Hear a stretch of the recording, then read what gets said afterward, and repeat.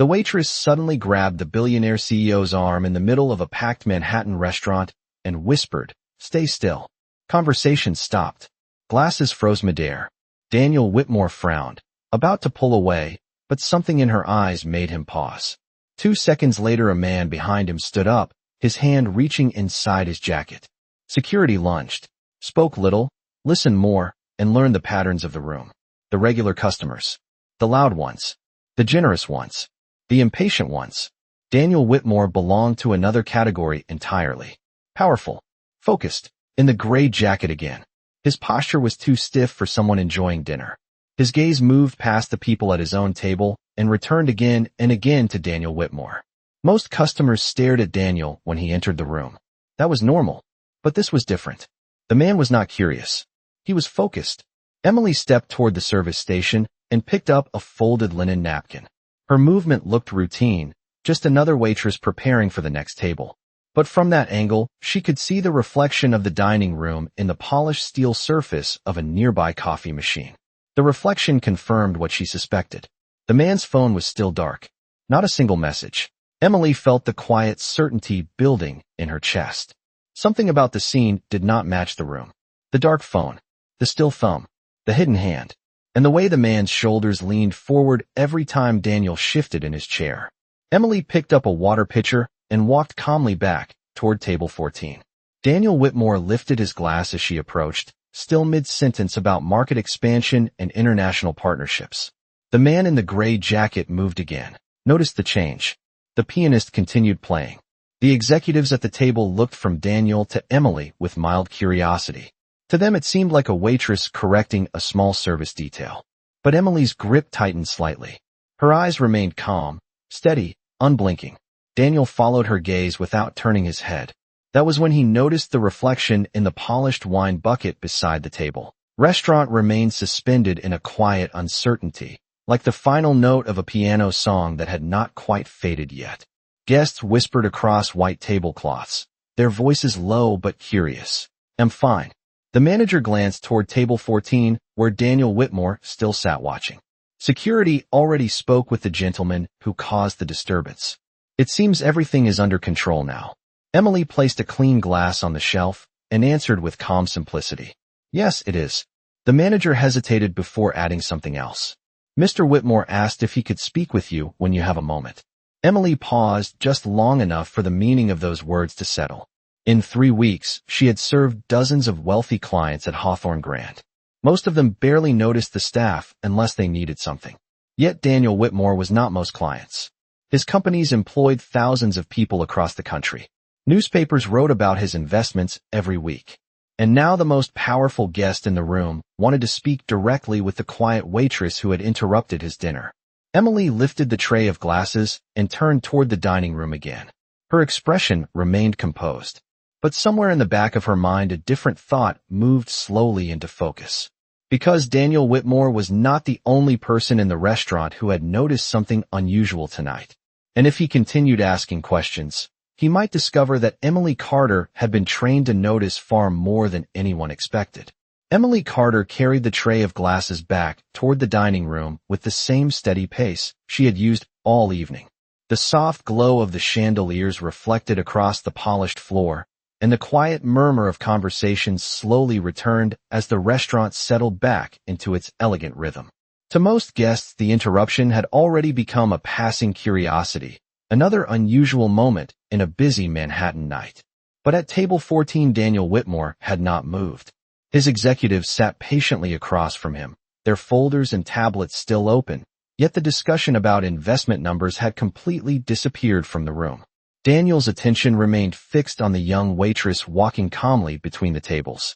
Powerful men rarely forgot the moment someone surprised them. Emily reached the service station again and set the tray down carefully beside the stack of clean plates. Her hands moved with quiet efficiency, aligning the glasses exactly the way the restaurant expected. Yet she could feel the weight of Daniel Whitmore's attention from across the room. Some people watched with curiosity. Others watched with suspicion. Daniel watched with calculation. A few seconds later, the restaurant manager approached again, speaking gently so the nearby guests would not overhear. "Miss Carter, Mr. Whitmore is ready whenever you are." Emily nodded once. She wiped her hands with a folded cloth, then stepped back into the dining room. The walk from the service station to table 14 was less than 20 feet, but every step carried the quiet awareness that the most influential man in the room was waiting for an answer. Daniel Whitmore leaned slightly forward as she approached. Up close his expression was calm, but his eyes held a sharp curiosity that had built entire companies from small ideas. "Thank you for coming back, Miss Carter," he said evenly. His voice carried the natural authority of someone used to being heard without raising it.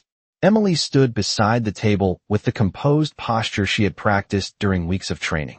"Of course, sir." Daniel studied her face for a moment.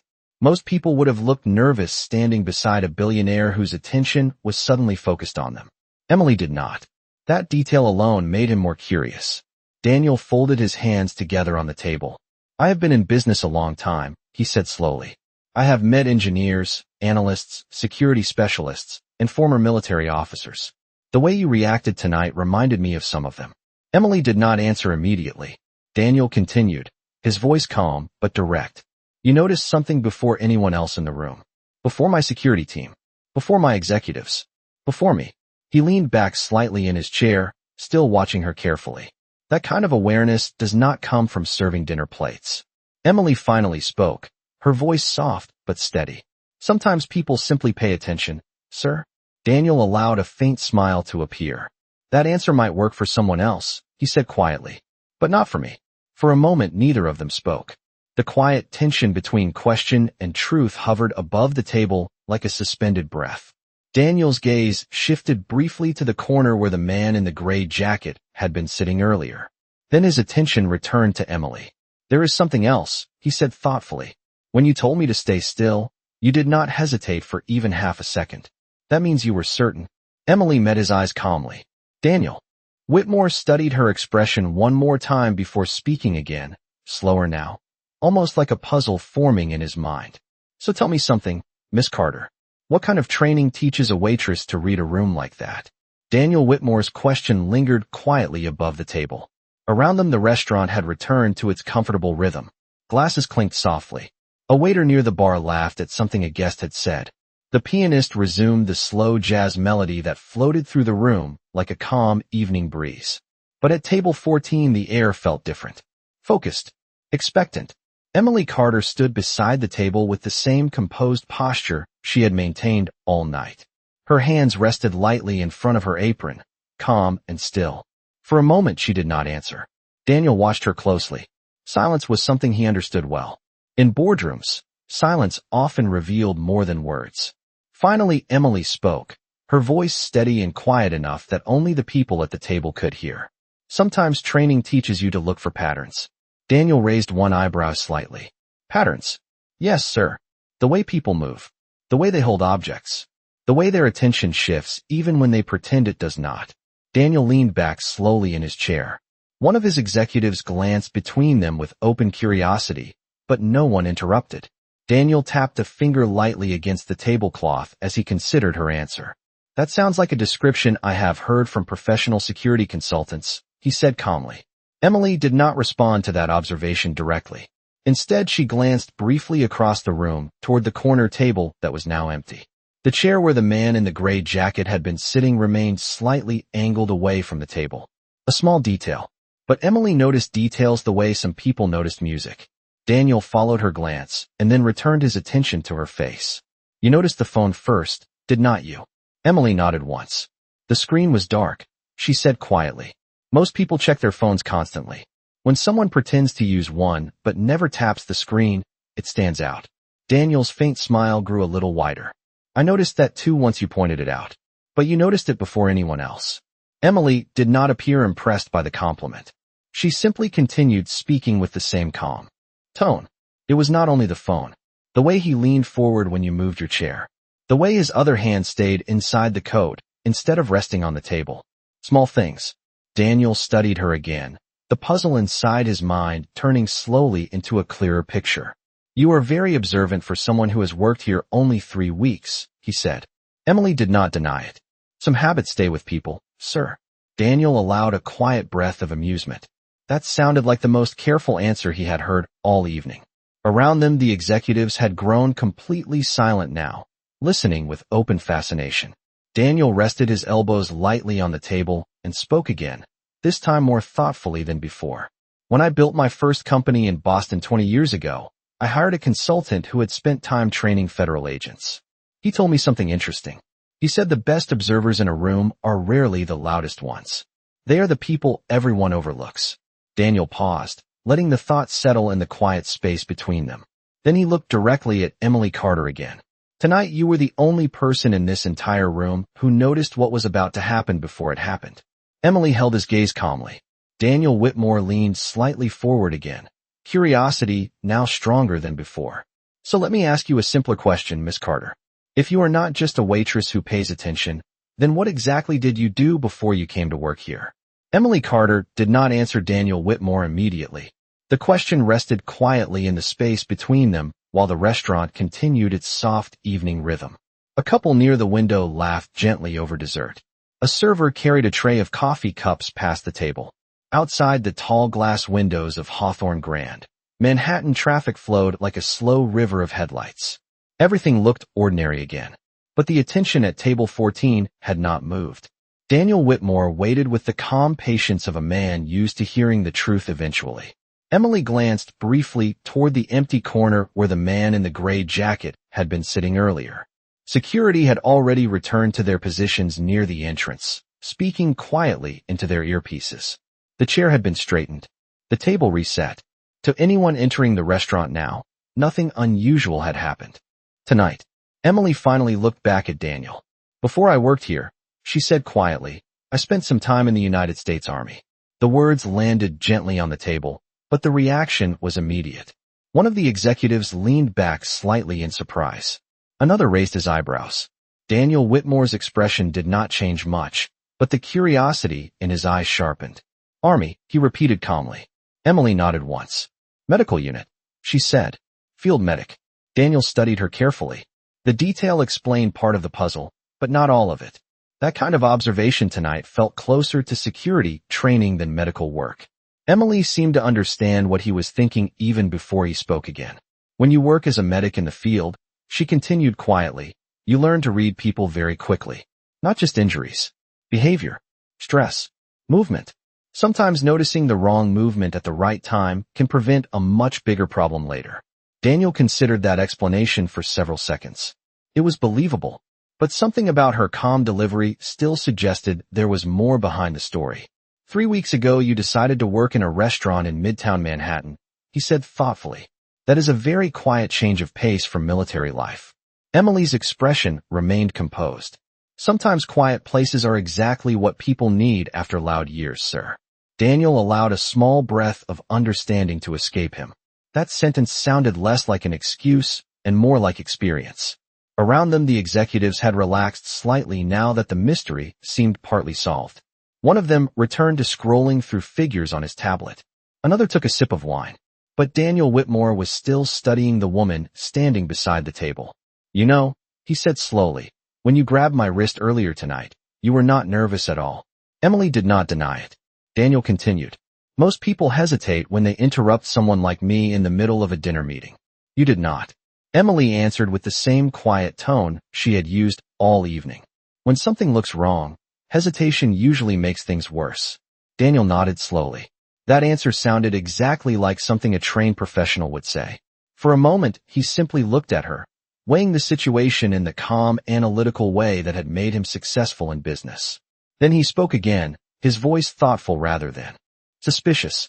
I think you saved me from a very uncomfortable situation tonight, Miss Carter. Emily lowered her gaze slightly in polite acknowledgement. I am glad everything worked out, sir. Daniel leaned back in his chair once more. The conversation should have ended there. A polite thank you. A quiet return to business discussions. But Daniel Whitmore was not the type of man who ignored interesting details, especially when those details appeared in unexpected places. And the quiet waitress who had read the entire room before anyone else was still standing beside his table. Daniel Whitmore remained seated for a moment after Emily finished speaking, his fingers resting lightly against the edge of the table while the quiet rhythm of the restaurant continued around them. The executives across from him slowly returned their attention to their documents.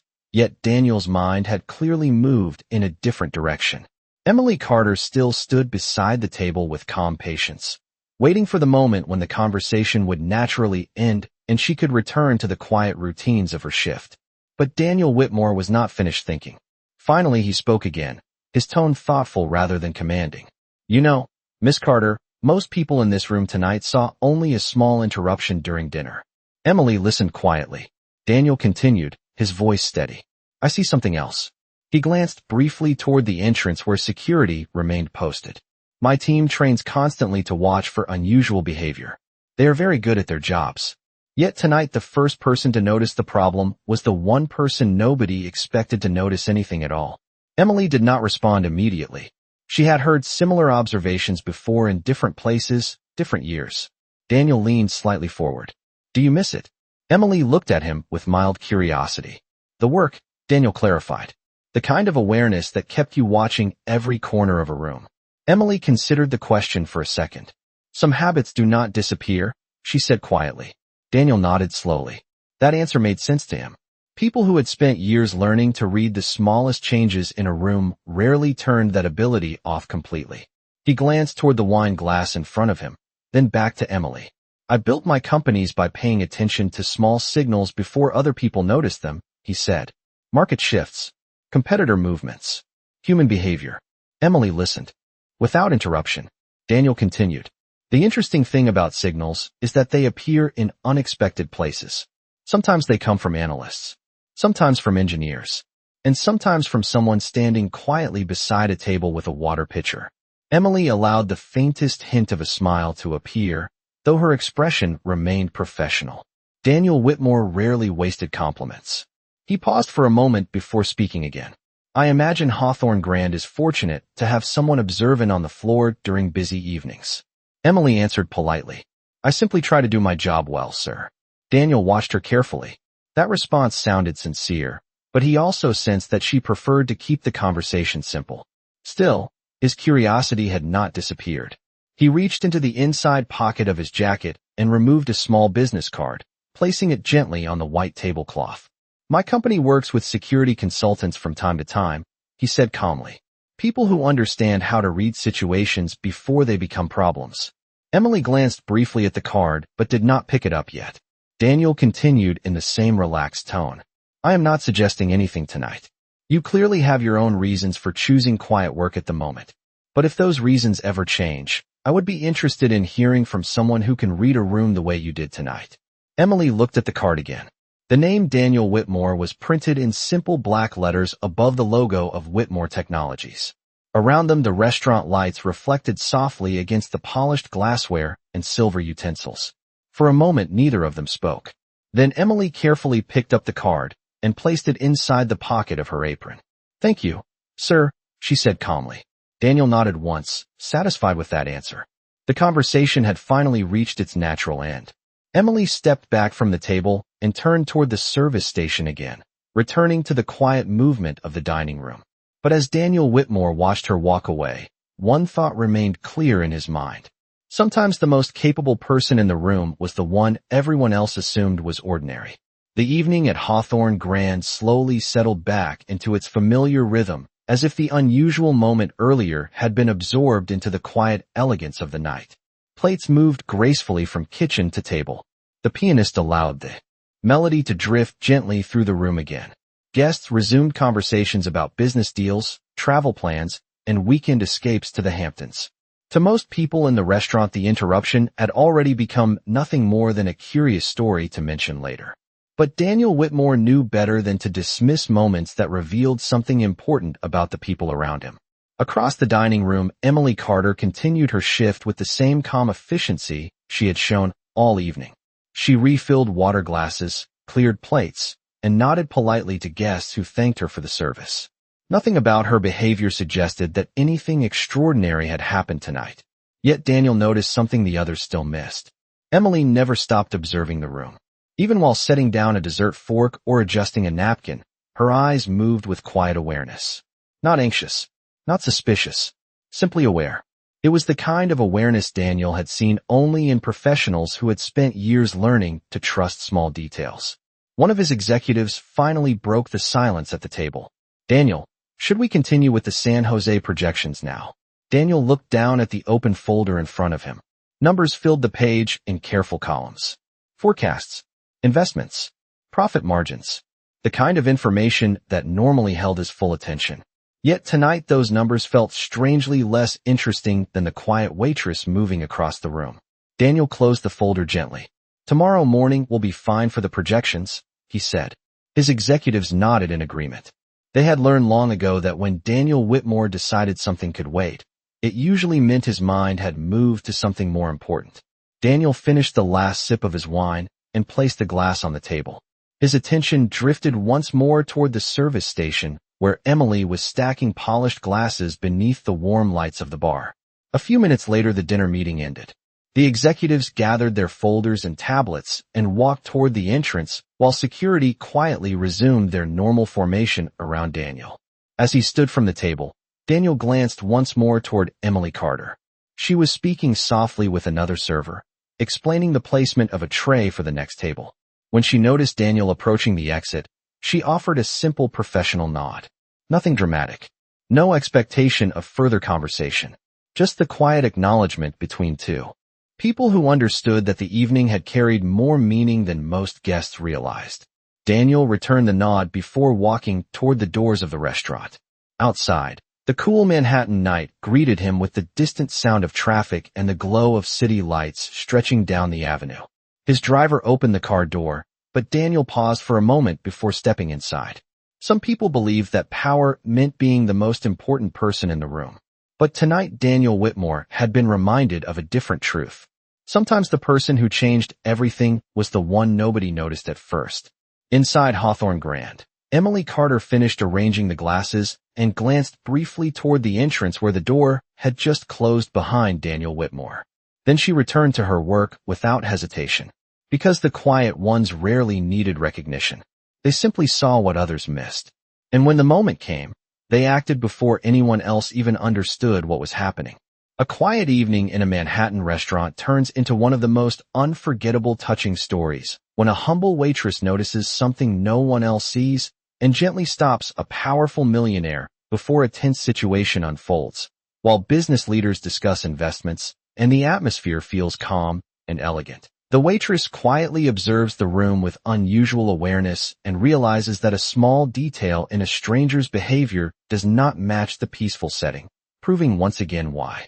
Touching stories often begin with the most ordinary moments. The millionaire, used to commanding attention and respect, suddenly finds himself intrigued by the calm confidence of a waitress who read the entire room before security or executives even realized anything was wrong, creating one of those rare touching stories where intelligence, instinct, and quiet courage appear in the most unexpected place. As the conversation between the millionaire and the waitress unfolds, he slowly discovers that the person everyone overlooked may have a past filled with discipline, training, and experience that explains how she could notice danger before anyone else. And this realization transforms the evening into one of those touching stories that remind us that true strength often hides behind simple uniforms and quiet voices. What begins as a normal business dinner becomes one of the most memorable touching stories about awareness, dignity, and respect when a millionaire learns that the calm waitress serving water at his table might be the most perceptive person in the room. In the end, this moment becomes one of those timeless touching stories that show how the quiet ones are rarely ordinary, and how a single act of attention from a waitress can change the perspective of a powerful millionaire forever. Character 1: White American waitress, age 25, front view portrait, natural restaurant uniform, white shirt, black apron, realistic photography style, calm, intelligent expression, cinematic lighting, no CGI, no illustration, no cartoon, ultra-realistic human face, natural texture. Character 2: White American billionaire CEO, age 40, front view portrait, tailored navy business suit, confident, composed. Expression sharp, jawline short, dark hair, slight, silver temples, realistic photography. Cinematic lighting, high detail, skin texture, no cartoon, no CGI, no illustration.